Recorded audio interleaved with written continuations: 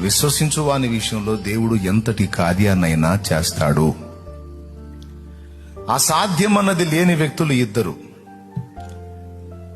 ఒకటి దేవుడైతే, రెండవది ఆయనను పరిపూర్ణంగా నమ్మేవాడు. దేవునికి అసాధ్యమైనది లేదు. ఏదైనా ఏ కార్యమైనా దేవుడు సాధించగలడు. ఒక పాపం, అబద్ధం, దుర్మార్గం అనే విషయాలు, నెగిటివ్ సంగతులు పక్కన పెడితే పాజిటివ్ సంగతులన్నీ దేవుడు చేయగలడు. ఆయనకు అసాధ్యమైంది లేదు. అసాధ్యమైనది లేనివాడు దేవుడు.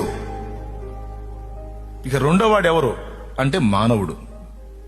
ఎవరా మానవుడు అంటే ఆ దేవుణ్ణి నమ్మేవాడు.